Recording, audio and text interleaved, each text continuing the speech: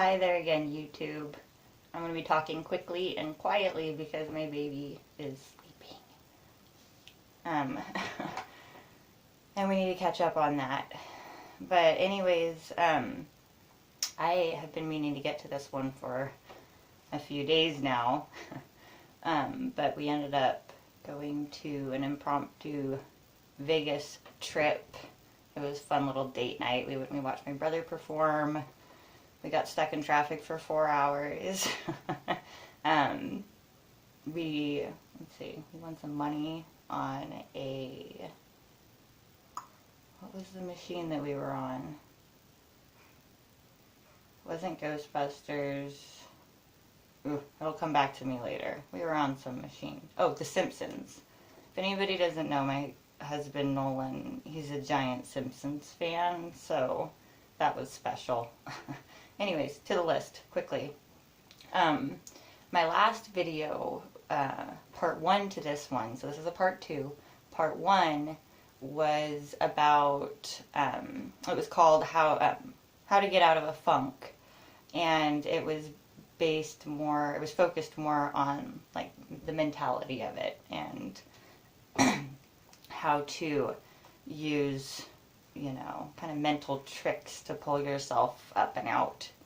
And now I'm going to be focusing on the physical part of it, which I feel is actually easier than the mental part. Things that you can actually, kind of put your hands on and get done to start moving in that direction. So, anyways, on to it.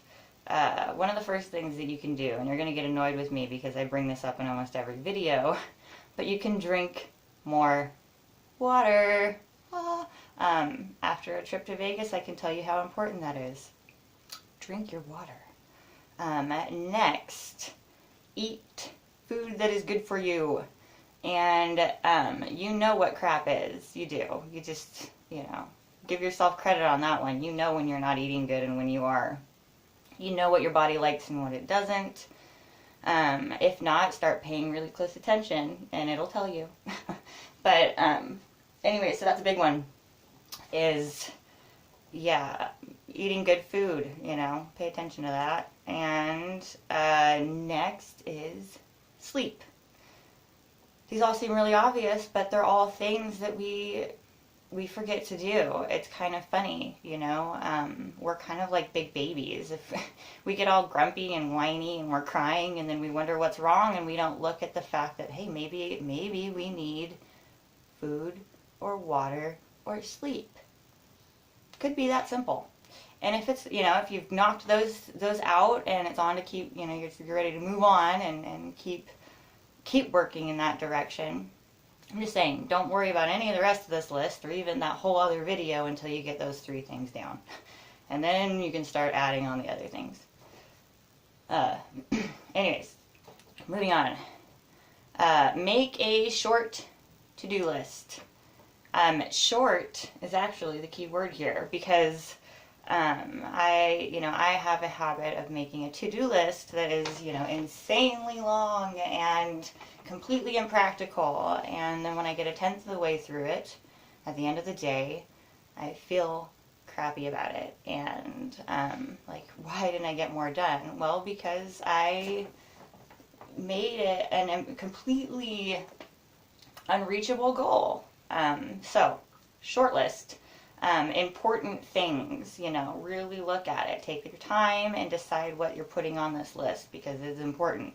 And then, when it comes time, you have 2 ways that you can go about it. Either cross off the easiest, smallest thing, just to get the ball rolling, and that's totally fine. And you can write something as easy as brushing your teeth on that list and then cross it off and feel that feeling of like, ooh, I crossed it off. Yay! And savor it. Or you go for the biggest, gnarliest thing that's been just sitting there and torturing you. And you can cross that off. And I can tell you the bigger the thing, the better it feels to get it off of your list. So, like I said, either way, if you want to jump all the way in or if you want to take a little bite, make a list and start working on it. Next, move. And if you've made a list, then that's probably going to put you in some kind of motion. But I'm not just saying just exercise in general. Sometimes people have this vision that they're either, exercise is supposed to be this really intense, it has to be at the gym. They have to work themselves into a completely drenched state of sweating, and even though there's awesome times for that, it doesn't mean that that's the only time that you can work out or consider yourself physically active. A lot of times we also make it into some kind of a chore, when it should be something that you enjoy, so that you do it more often. So moving could be dancing or going for a walk. Going for a walk that's what usually helps break the ice and get me in motion. But what kind of moves you like to do. Maybe it's hunting, maybe it's, whatever, Zumba. It's just cycling, it's endless. But just move your body. Next, complete an unfinished project, and that kind of goes back to your to-do list and your moving and everything. But just that feeling of completing something, that looking around at all these half-done projects, it's not going to be adding to your kind of the funk. So a really good way to pull you out of it is to just start knocking stuff out, especially, it's like I tell myself sometimes if I'm having kind of a hard day, I'm like, well, I might as well do something that I wasn't looking forward to. I'm already having kind of a hard day. Let's just get it done. So, whatever it is that motivates you, just do it. And you'll feel better, I promise. Let's see here. And during that that project that you're trying to finish, maybe you could listen to some music, upbeat music. And I'm just going to lump all this together. Music, reading, movies, TV, whatever it is that you're doing to entertain yourself. You need to pay attention to the direction that it's pulling you. Is it going, I like a scary movie or a sad movie as much, or even a dramatic dark movie as much as the next person. But it's important that I'm in the right mindset. And music as well, it's important that I'm in the right mindset. It's important that the message is positive. Even like a sadder movie or anything like that, I still like a positive message in my media. And I think that has a huge effect on your psyche. People like to victimize video games and things like that, and I think that there's good and bad in all of it, and you find the good ones, but you have to pay attention to how they make you feel, and that's important. So uplifting and positive messages in your media is going to make a difference in your mentality. Next, okay, help someone, and this is a really good one, and we don't do it enough. I'm sorry, but most of us have learned to be pretty darn selfish, and we don't help people, we help ourselves, and it's kind of unfortunate. So, take a step in that direction too. Try to be helpful, and you'll see that it feels pretty good. Alright, so next, think about, nope, sorry, that's not it. That's a mental one. Let's see, green. Oh, I like this one. Cuddle something. Your dog, your lover, your, whoever, just cuddle something. Any kind of physical interaction is going to be good in a, positive ways. So, go snuggle up, and that helps.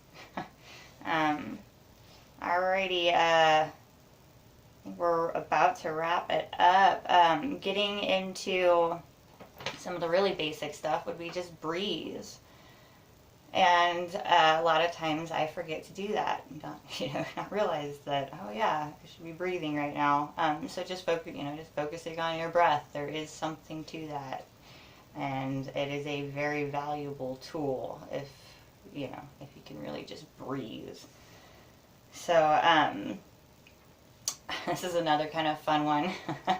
And people are gonna think I'm crazy for this. I'll do a whole nother video on just this one, and that's cold showers. And I'm serious. It's that simple. It's that easy. Cold shower. It has this kind of magical ability of just kind of snapping you out of it. I don't know. It's like a great shot of coffee, but it's just, yeah. And then at the end of it, you could do it for 10 seconds. Seriously, that's the last time that I did it. I was so proud of myself. I literally just jumped in for 10 seconds and then jumped out, and I was like, whoa, I'm super girl. Like, it's this great feeling. So cold showers, try it. If you try it, let me know. I just want to know. Okay. Anyways, next would be to take a screen break. Turn off your phone, turn off the TV. This is a really hard one for a lot of people, especially people in my generation or younger, because screens are our thing. And it seems ironic that somebody on YouTube on a screen is going to tell you to turn yours off, but turn yours off for 30 minutes, an hour, a few hours, half a day. Yeah, I know, it sounds crazy. But yeah, turn your phone off. There's settings. There's even apps. There's an app, it's called Freedom, where you can lock social media off your phone for certain times of the day. You can still make important calls and things like that, but getting that time back is really valuable. So just know that does, if you're feeling overwhelmed, like you're not able to get everything done, your list is just out of control, you didn't listen to my earlier tip and you made a long one. But anyways, yeah, turn off your screen for a while and you'll notice that things are, it's nice. The quiet is nice. You can get stuff done. And when you're ready to turn it back on, you always can. And a lot of times it's like you turn it back on expecting like all this craziness and it's like nothing. Like, I didn't look at it all day and there's nothing on it. Yeah, no, that's the reality of it. We think that we need to look at it every 5 minutes. So, all right. And then the next one, after you turn off your screen, is to go outside. It's that simple. You just go outside. You breathe.